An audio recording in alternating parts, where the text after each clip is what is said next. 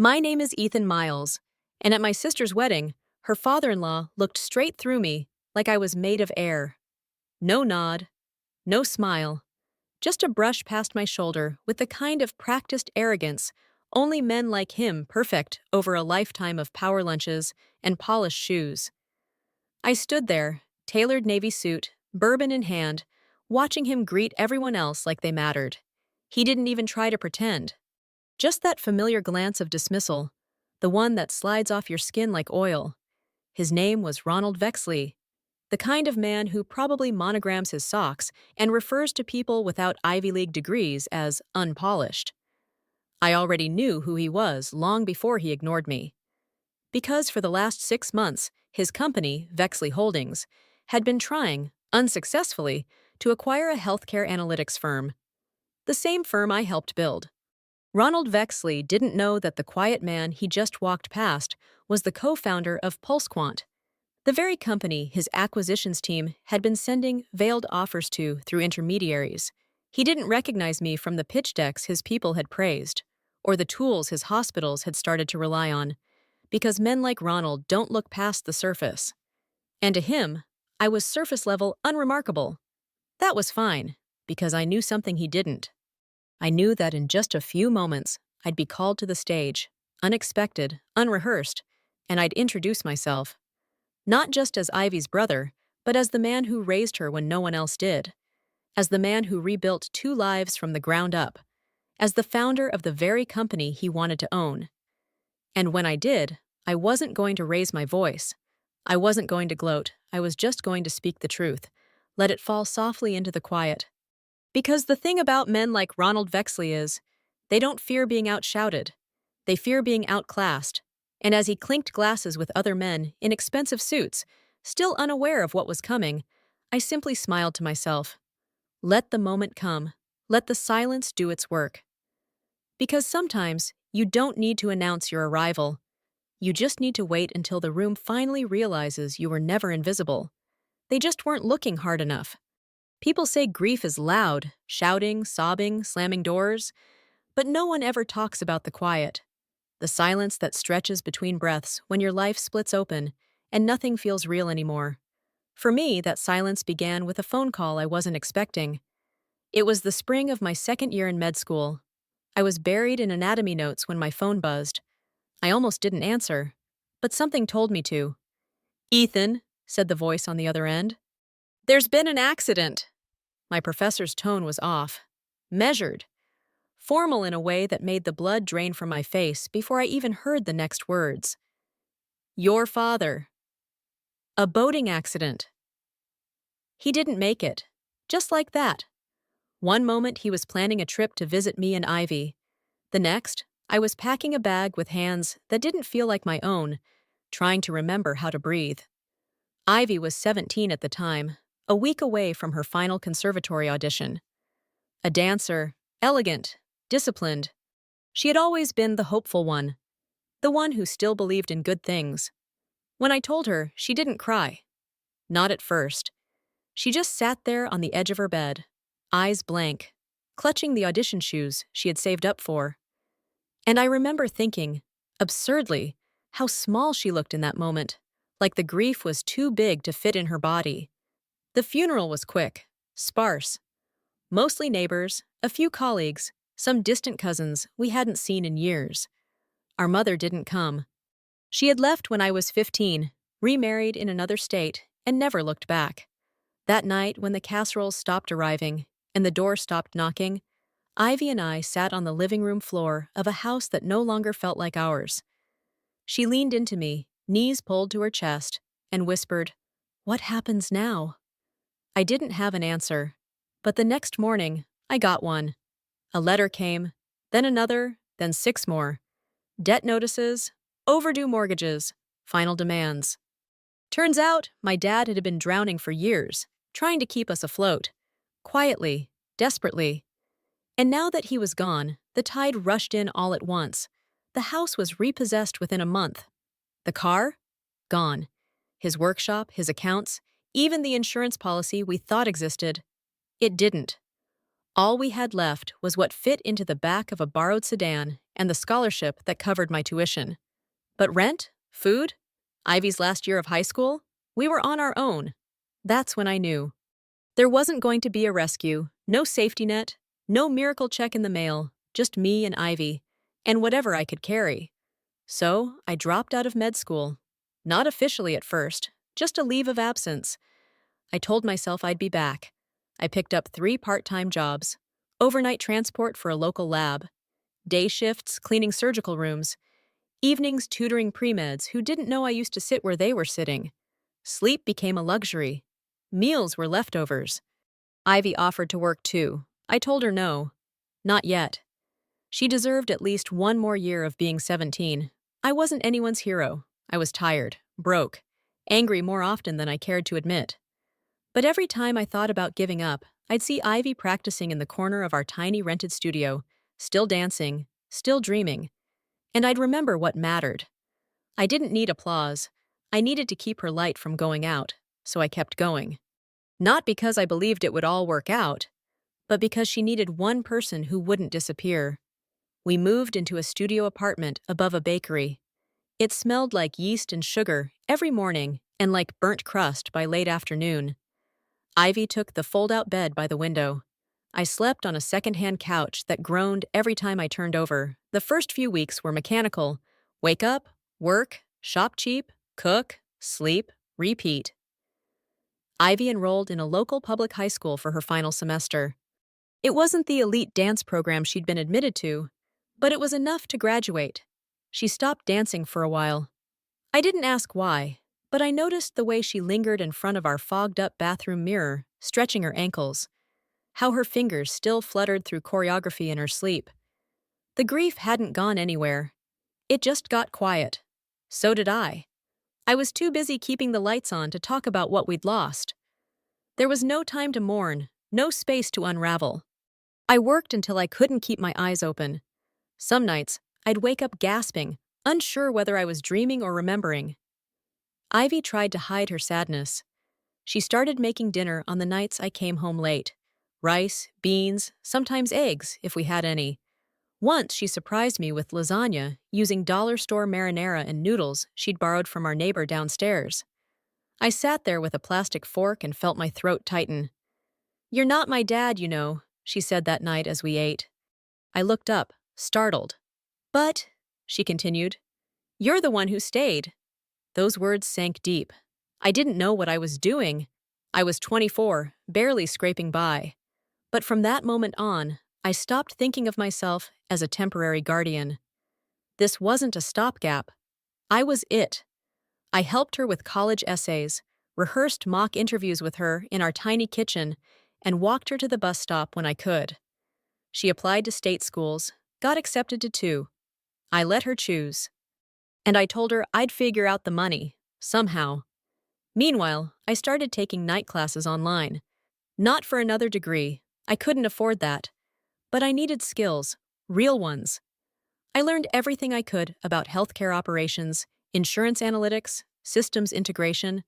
I didn't know where it was leading. I just knew I couldn't spend my life checking lab shipments and scrubbing surgical trays. There had to be more. Still, I didn't dream big. I wasn't chasing a future. I was buying time. Every paycheck, every extra shift, it was all about buying Ivy one more shot at her life. One afternoon, I found her dancing again. Barefoot in the living room, arms moving with grace I hadn't seen in months.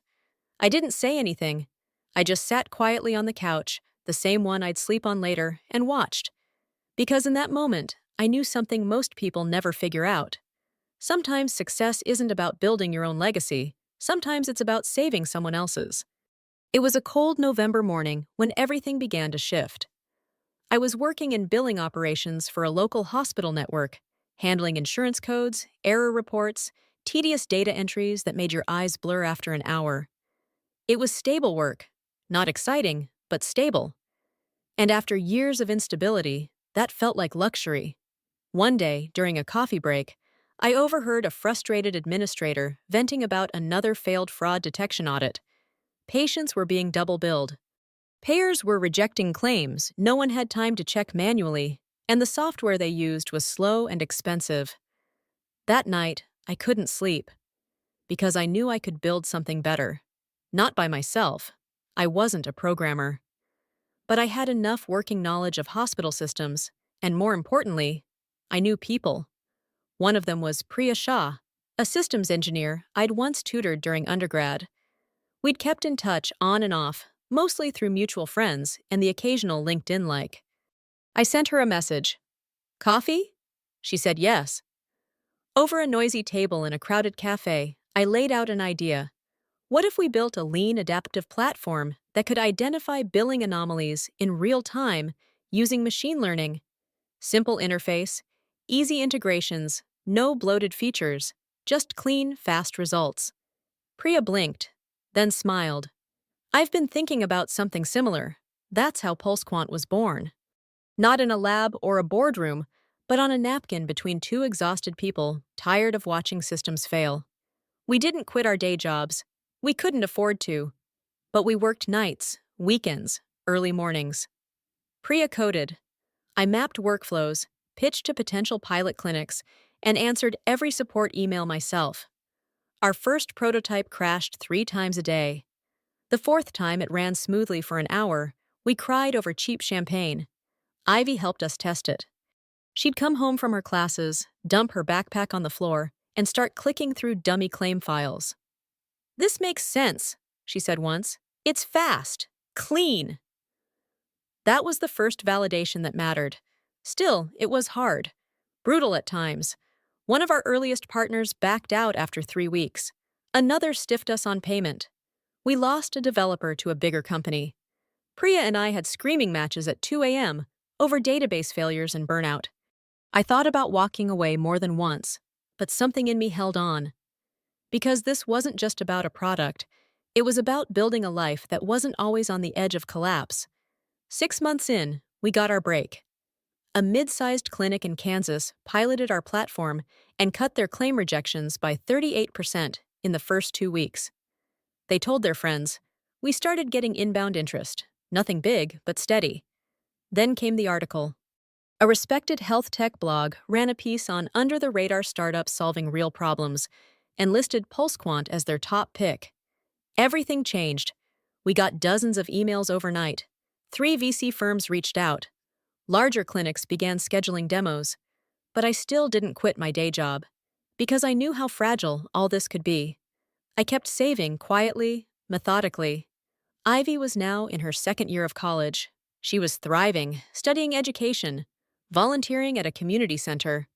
She smiled more, laughed without flinching. And that was what mattered. The company grew, slowly, deliberately. We expanded our team, hired carefully, refused premature acquisition offers. Priya gave a TEDx talk. She became the public face. I stayed in the background, quietly building infrastructure, client onboarding systems, and performance dashboards that no one saw, but everyone benefited from. And I was okay with that. Because some people chase the spotlight. Others build the power grid behind it. It was a rainy Thursday night when Ivy called.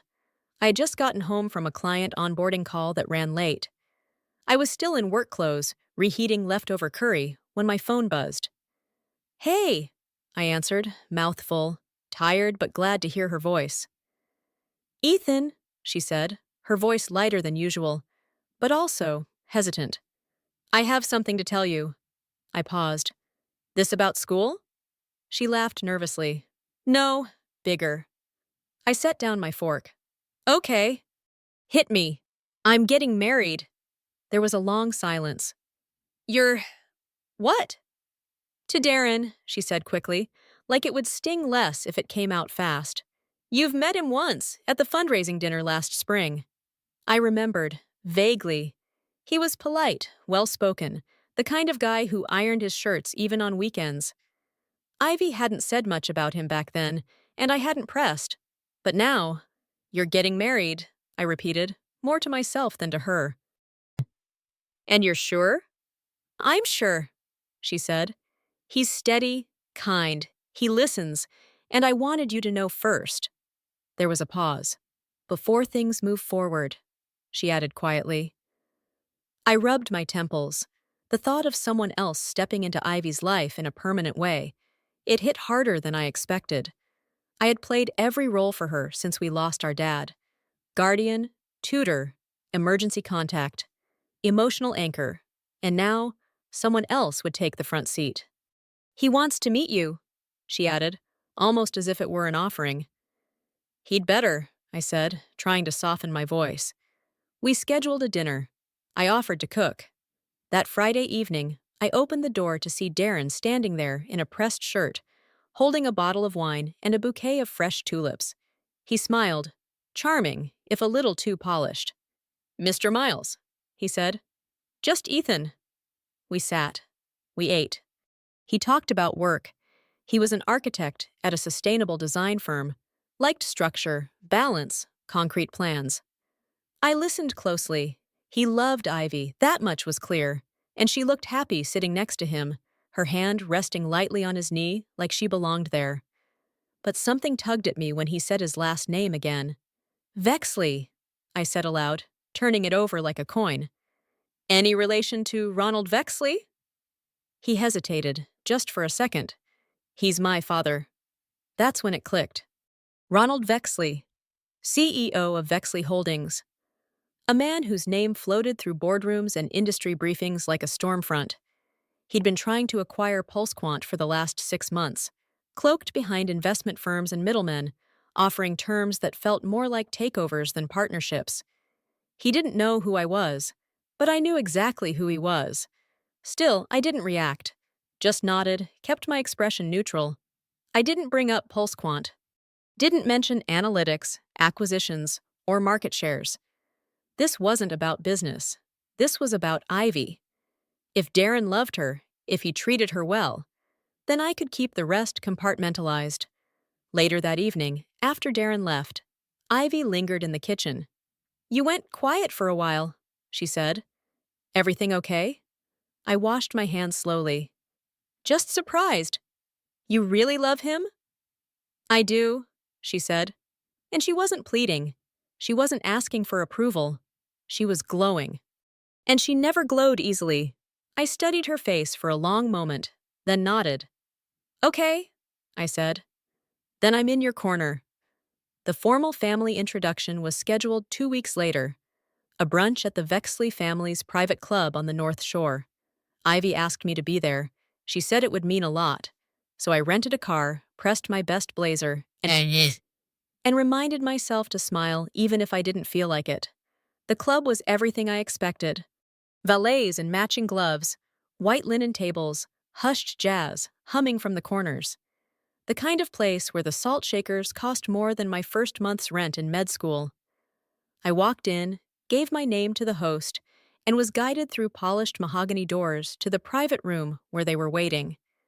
And then I saw him, Ronald Vexley. Tall, silver-haired, face like a permanent verdict. His eyes scanned the room like everything was a negotiation. When his gaze landed on me, he took in the shoes, the suit, the posture. Then he turned away. No recognition. No flicker of anything. Just dismissal. We were formally introduced a few minutes later. Ivy beamed. Darren looked proud. Ronald offered a limp handshake and a curt nod. "Oh, you're her brother," he said. "I assumed her father would be here." I held his gaze for a breath longer than was polite. "Our father passed away a long time ago," I said evenly. He offered the briefest nod. No apology, no further comment, just moved on to the wine list. For the rest of the brunch, I said little. I smiled when Ivy looked over. I laughed politely at Darren's jokes, but my mind kept circling the same thought. He has no idea who I am, and that should have meant nothing. But it didn't, because Ronald Vexley had sat across from my co-founder on Zoom calls.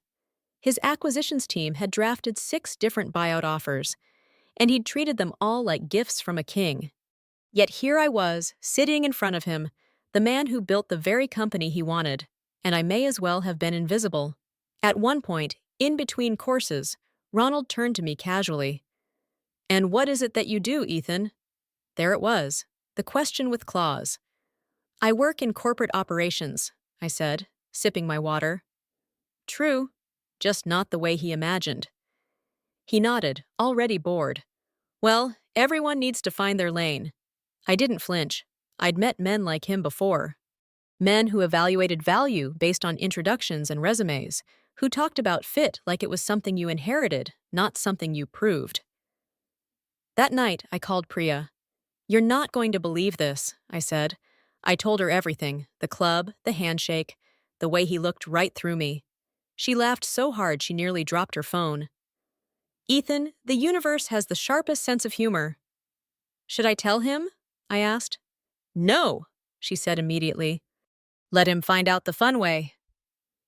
And so I didn't, because I wanted to see how long it would take for a man like Ronald Vexley to realize that the quiet guy in the corner was the one holding the cards. The day of the wedding arrived like a hush before thunder. It was held at a restored vineyard just outside the city, all soft light and hanging eucalyptus, the kind of place Ivy used to dream about when we were eating off plastic plates in a studio apartment. Now she was here, in a fitted ivory dress, her hair swept back, radiant in a way that made time stutter. Before she walked down the aisle, she found me just off the terrace. She didn't say much, just took my hand and whispered, "Thank you, for every version of love you gave me." I squeezed her fingers. "I'd do it all again," I said. The ceremony was beautiful. Quiet vows, a light breeze. Vows written from scratch. No performances, just truth. Ivy glowed. Darren, to his credit, looked like he'd won the lottery and still didn't believe it. At the reception, I kept to the edges. Toasted politely, laughed with distant relatives. I didn't need to be the center of anything. Then I saw Ronald. He walked into the reception room with two of his friends, men in silk ties and practiced charm. He passed me again. This time with a glance, then away, like I was a vague memory he didn't quite place. Still no recognition, still no idea. And I was fine with that. I'd made peace with being misjudged a long time ago. Then a tap on my shoulder. A member of the event staff, barely 20, eyes wide. "Mr. Miles?" "Yes?" "You're next?" "Next?" "For the speech. The mic is yours in 2 minutes." I blinked. "There must be a mistake. I'm not on the list." She checked her card. "Your name's right here." I looked across the room. Ivy caught my eye, gave me a small, nervous smile. She added me. There was no time to overthink it, so I stood, buttoned my jacket, and walked toward the stage. The chatter dulled as I stepped into the soft uplight, mic in hand. "Good evening," I said, voice calm, steady. "My name is Ethan Miles. I'm Ivy's brother." Heads turned, conversations halted. Ronald finally looked up, puzzled. I took a breath. "But I wasn't just her brother," I continued. "Not after our father passed away.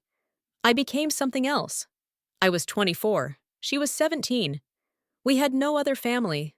Our mother left a long time ago, so it was just us." I glanced at Ivy. She was already crying. "I was finishing school when it happened. We lost everything, our home, our car, even the money for her tuition. But we didn't lose each other. I worked days and nights and weekends, slept little, ate less. But we got through it." The room had fallen completely silent. "She made it because she's brilliant, because she never gave up, because even when we had nothing, she danced in our living room like the world was watching." I paused. "Let that settle. I also want to say something else. During those years, while I was doing everything I could to keep us afloat, I built something else. A startup. It's called Pulse Quant. A healthcare analytics platform that some of you may even use without realizing it." Murmurs rippled through the room. A few heads tilted. Someone near Ronald whispered something. "My co-founder, Priya, and I built it from nothing. No investors at first, just borrowed laptops and $10 dinners.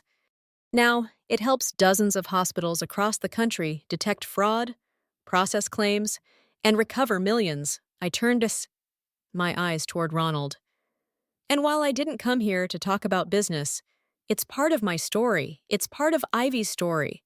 Because everything I built was to make sure she could live without fear." Then I looked back at the bride and groom. "I'm proud of you both. You found something rare, love that listens, partnership that holds. And I'm honored to stand here today and say, you're ready. I set the mic down, stepped off the platform, and for the first time since I arrived, I didn't feel like a guest. I felt like a cornerstone. As I stepped down from the stage, the applause began. Soft at first, then fuller, genuine. I wasn't looking for it, but it found me anyway. I made my way back to my table. I didn't get far. Ronald Vexley was standing in my path, wineglass in hand, expression tighter than I'd ever seen it. The two men he'd been chatting with were now glancing between us, curious, suddenly alert. He extended his hand, firmer this time. "Ethan," he said, his voice slightly strained. "That was quite a speech." I took his hand, gave it a calm, even shake. "Thank you." "You're the co-founder of PulseQuant?" he asked, the mask of casualness cracking around the edges. "I am." He exhaled through his nose. "I had no idea. Well, our team has been trying to get in touch with your company for months."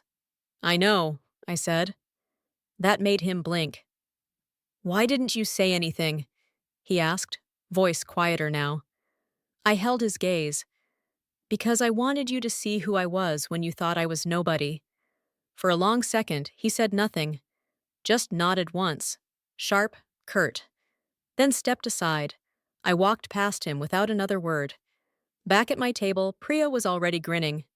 She'd flown in that morning, quietly attending the ceremony as a favor to me, watching from the sidelines, like she always did when things mattered most.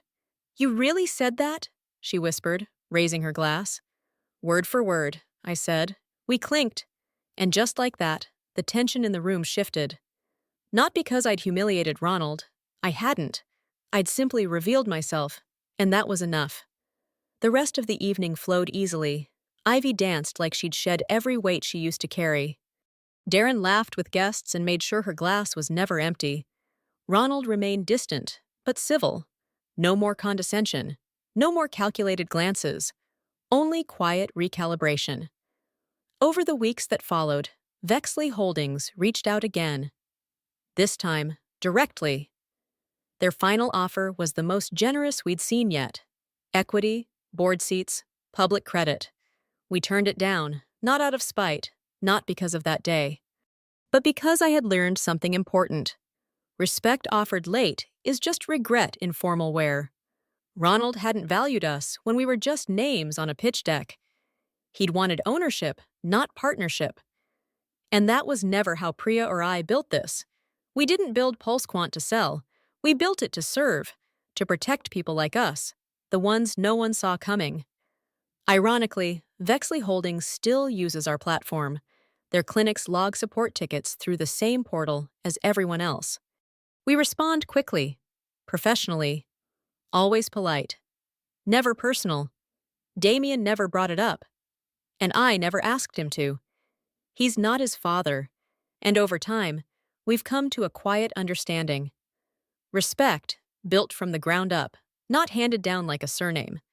As for Ivy, she thrives. She teaches now, gardens on Sundays, leads free community dance classes for teens who remind her of herself. She smiles differently these days, softer, freer. That smile is what I fought for. That was the return on my investment. And me? People still overlook me sometimes. They see a guy in the corner, not the architect behind the structure, and that's fine. Because I've learned that real power isn't in the spotlight, it's in what you choose to hold when no one's watching. Ronald's mistake wasn't underestimating me. It was assuming that being unseen meant being unimportant. But I never needed applause. I needed to make sure my sister was safe. And now, she is. That's all the validation I'll ever need. Because at the end of the day, the world can keep its stages. I built my legacy in silence. And that silence? It echoes louder than anything he'll ever say.